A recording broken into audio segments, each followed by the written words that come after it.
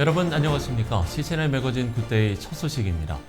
아시아 유일의 감리교회 협의체인 아시아 감리교 협의회가 실행위원회와 아시아 감독회의를 열었습니다. 연회별 현황을 보고하고 기도 제목을 공유하는 등 아시아 국가 회원교회들 사이에 활발한 교류가 이어졌습니다. 하효진 기자가 전합니다. 한국과 싱가포르, 대만, 홍콩 등 11개국과 14개 회원교회로 구성된 아시아 유일의 감리교회 협의체 아시아 감리교 협의회. 이 협의회의 실행위원회와 감독회의가 우리나라에서 열렸습니다. 지난 2일부터 3일까지 이틀간의 일정으로 감리회 본부교회에서 2023 아시아 감리교 협의회 실행위원회 및 감독회의가 개최됐습니다. 코로나로 인해 만 3년이 지나고 나서야 모이게 된 이번 회의는 아시아 지역 감리교회들의 다음 행보를 알아볼 수 있는 중요한 자리였습니다. 총 10개국, 28명의 아시아 감리교회 지도자들이 참석한 가운데 개회 예배로 일정이 시작됐습니다. 싱가포르 감독회장 고든 웡 감독은 옳은 길을 향하여 걷자라는 제목으로 설교를 전하며 아시아의 모든 감리교회들이 선을 쫓아 함께 일하며 함께 걸어가는 역사가 일어나길 소망한다고 강조했습니다. We remind ourselves that our Lord Jesus came because God so loved the world. And so let us be His disciples who walk on earth for good. 기독교 대한감리회 이철 감독은 얼굴을 마주하며 인사를 나눌 수 있어 감사하다며 환영사를 전하기도 했습니다. 뒤이어 열린 실행위에선 사업보고와 선교협력 의제 설정 및 결의, 그리고 차기 아시아 감리교 대회의 일정과 장소를 정했습니다. 아시아 감독회의에선 나라별 현황을 보고하고 이슈를 공유하며 아시아 지역 선교협력에 필요한 안건을 다뤘습니다. 매해 실행위원회와 감독회의를 열고 3년마다 총회 겸 대회를 개최하는 아시아 감리교 협의회. 아시아 지역의 선교를 위해 꾸준한 협력과 발전을 도모하고 있습니다. 시채널 뉴스 하효진입니다. 한국교회 봉사단이 지난 29일 명성교회 월드글로리아에서 회원교단 업무협약식을 열고 예장통합과 합동을 비롯한 16개 회원교단과 업무협약을 체결했습니다. 한교봉과 회원교단들은 이번 협약을 통해서 국내외 재난재해 구호 지원 등 한국교회 사역을 위한 상호 교류와 협력을 이어갈 예정입니다. 미자립교회 성전 리모델링을 지원하는 목자재단이 첫 해외 원정 사역에 나섰습니다. 지난달 24일 하와이로 출발한 목자재단 측은 하와이 갈보리교회 새 성전 마련을 위해서 허름한 창고를 교회당으로 바꾸는 봉사를 진행했습니다. 목자재단은 앞으로도 예배당 리모델링 사역을 통해 교회를 살리고 목회자를 격려한다는 목표를 이어갈 계획입니다.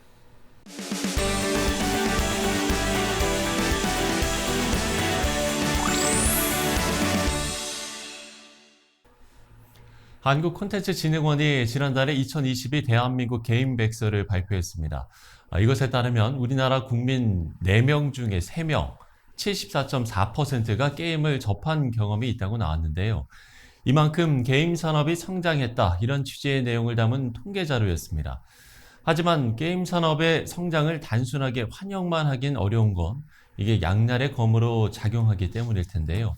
오늘은 이야기를 나눠보려고 합니다. 총진대학교 중독재활상담학과 조현섭 교수 스튜디오에 모셨습니다. 교수님 안녕하십니까? 네, 안녕하세요. 네.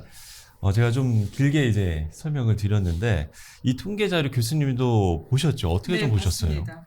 사업자 입장에서 볼 때는 굉장히 좋은 거고 또 그렇죠. 네. 그것으로 인해서 문제가 되는 부분을 바라보고 있는 우리 입장에서는 좀 답답한 노릇이죠. 네네. 이거 이제 모든 사람들이 게임이 중독이다 이런 거는 아니잖아요. 그렇죠. 네네. 그러니까 모든 사람이 게임을 했다고 해서 그것에 대한 폐해나 부작용이 다 있는 건 아니거든요. 그렇죠, 오히려 그렇죠. 이런 게임을 통해서 스트레스도 풀고 또 즐거움도 느끼는 그런 긍정적인 효과가 있는 것도 사실입니다. 그런데 아무래도 이 게임에 자주 노출되다 보면은 네네. 나중에 이제 그 본인도 모르게 과몰입을 하게 되고 그쵸, 또 그 그쵸. 과몰입을 하게 되면은 그거에 따르는 폐해나 부작용이 크기 때문에 그 양날의 칼 같은 그런 어떤 수치가 아닌가 하는 생각을 하고 있습니다. 그렇군요. 예, 요새는 이제 스마트폰이 일상화되어 있다 보니까 뭐 개인당 1인씩 이렇게 컴퓨터를 갖고 있다. 이렇게 뭐 생각을 해도 될 것 같은데, 게임을 이렇게 많이 접한 것도 뭐 이와 상당히 큰 영향이 있겠죠. 예, 당연합니다. 지금 우리나라 그 컴퓨터 보급률을 보면 뭐 거의 100%라고 지금 저희가 그 보고를 하고 있고요. 네네. 실제로 또 이런 그 컴퓨터가 이제 그 보급이 많아지니까 게임을 할 수 있는 기회도 상대적으로 늘어나고 있다고 보는데 네네.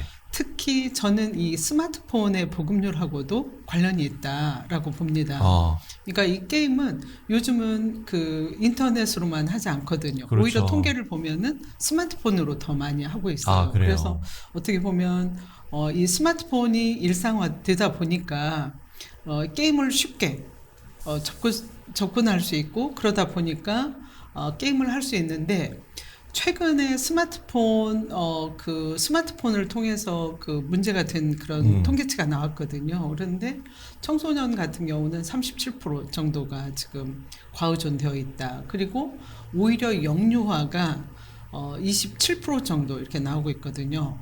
그런데 성인은 23% 정도. 그러니까 영유아가 성인보다 많은 거예요. 아, 그래서 이게 지금 사실은 그 스마트폰을 통해서 게임을 하고 또 과의존이나 과몰입되는 이런 일들은 이제 남의 일이 아니고 우리 모두의 일일 수 있다. 그리고 심지어 노인 같은 경우에도 한 16.7% 정도 지금 과의존됐다고 지금 보고가 되고 있거든요. 사실 뭐 너무 오래된 얘기일 수도 있겠습니다만 정말 제가 어렸을 때 오락실 가면 네, 부모님한테 혼나고 뭐 이런 그렇죠. 기억들도 있거든요. 그렇죠. 그때와 지금하고 이 게임에 대한 인식 변화가 상당히 큰 것 같거든요. 그렇죠. 너무 다르죠. 그러니까 뭐 저나 선생님이 PC방에 가면 나쁜 학생이었어요. 그때는. 그래서 몰래 가야 됐고. 아, 그러니까요. 예, 전 명절 때만 갔어요. 그렇죠. 오락실. 몰래 가야 됐고 뭐 갔다 오면 야단 맞고 하는. 그러니까 아주 나쁜 행위로 이렇게 우리가 평가를 했었는데 요즘은 그걸 통제할 수도 없고 예를 들어서 뭐 집에서 방에서 인터넷을 할 때 누가 그걸 또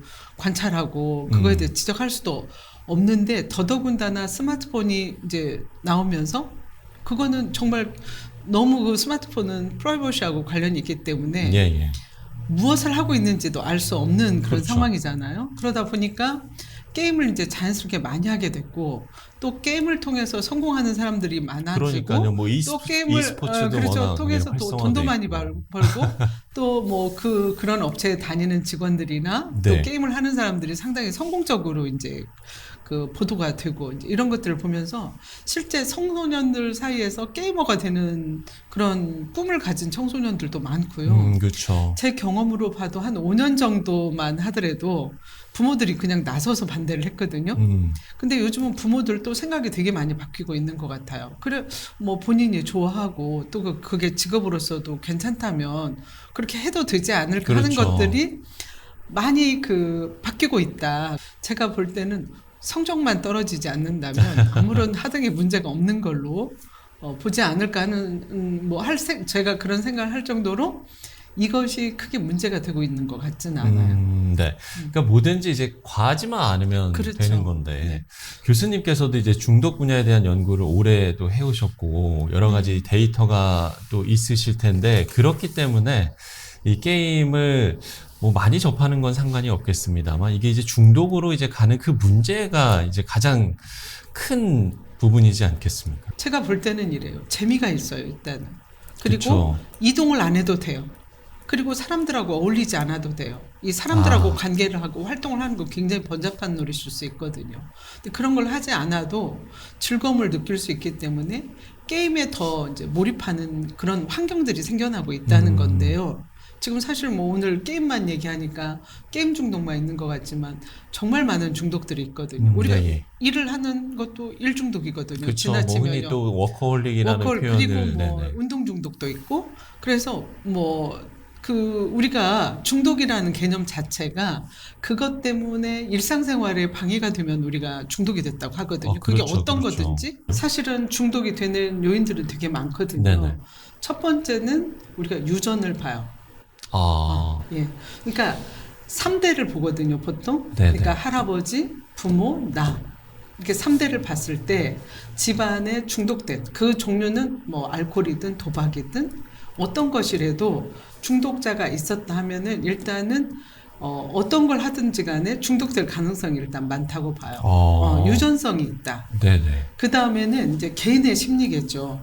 개인 자체가 뭐 앞서도 말씀드린 것처럼 외롭거나 그리고 또 열등감이 많거나 또 대인관계가 원만하지 못하거나 이제 이런 경우에 특히 이제 게임 중독으로 가는 그 가능성이 많은데 그 이전에 왜 이 사람이 자존감이 낮고 대인관계를 못할까 이제 이 부분은 이분이 태어날 때 가지고 있는 성향과 예, 예. 그 가정 환경을 저희가 보거든요. 그러니까 어렸을 때 양육이 제대로 되지 않았을 경우, 예를 들어서 학대를 받았다든지 방임이 됐다든지 이렇게 존중받고 크지 못했던 경우, 가족 간에 화목하지 않았던 경우, 이런 경우에는 소외되고 나중에 이제 자존감도 낮아지면서 네네. 이 관계도 잘 하지 못하게 되고 이런 것들이 이제 굉장히 주요한 원인으로 지금 보고 있습니다. 중독의 폐해도 저희가 좀 짚어봤으면 좋겠는데 네. 물론 뭐 중독이라는 게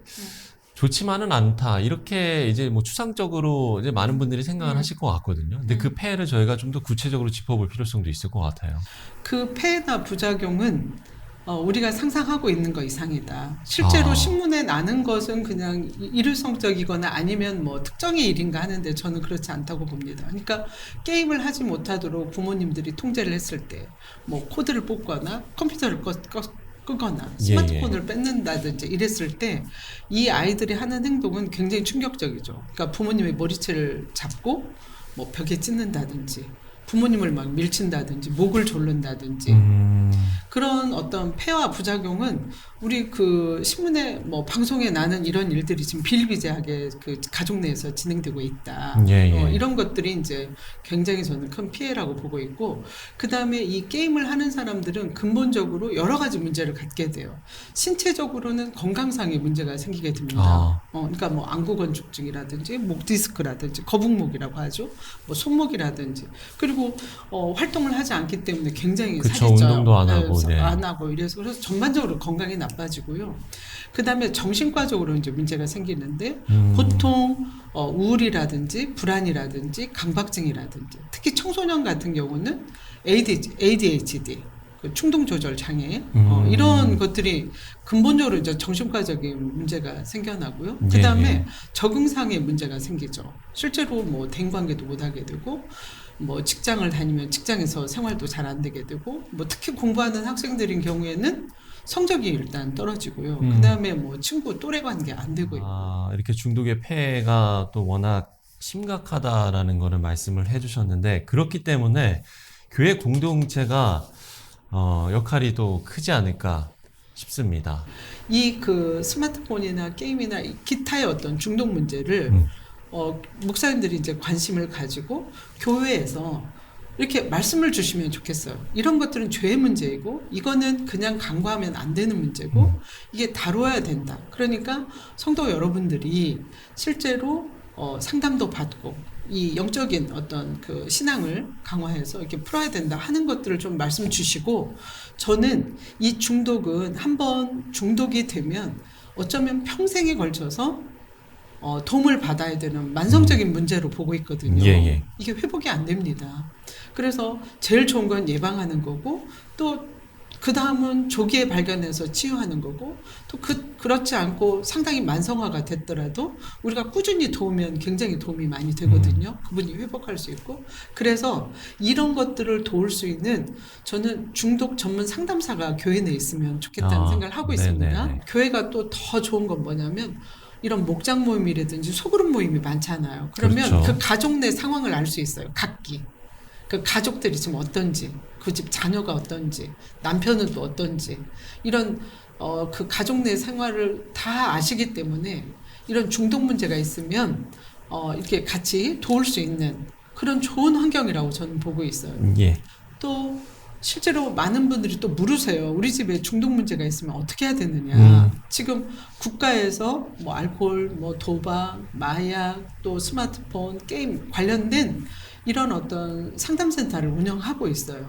근데 제가 이제 이 방송을 보는 뭐 개개인들한테 다 말씀드릴 수가 없으니까 혹시 우리 동네에 어디 있는가 궁금하면 보건소에 연락하시면 돼요. 네네. 보건소에 연락을 하셔서 우리 집에 이런 문제가 있는데 어디 가면 좋을까요? 그러면 거기에는 그런 시설들이 다 어디 있는지 알고 있거든요. 그래서 가까운 곳을 소개를 해줄 테니까 다 무료로 운영되고 있고 거기는 전문가들이 가서 상담을 하고 있으니까 전문가들한테 좀 도움을 받으시면 좋을 것 같고 또 제가 가족들한테 부탁드리고 싶은 말씀은 네네. 가족들이 중독 문제를 해결하려고 하세요, 보통은. 근데 그건 도움이 안 돼요. 아, 그래서 예. 가족들은 저희가 이런 말씀을 합니다. 냉정한 사랑을 해라.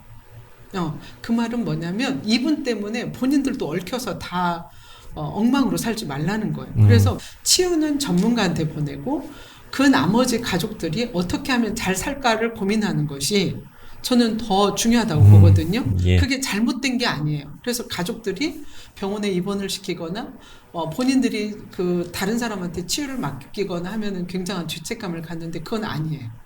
자, 지금까지 중독 문제와 관련해서 충신대학교 조현섭 교수와 이야기 나눠봤습니다. 교수님 오늘 말씀 고맙습니다. 고맙습니다.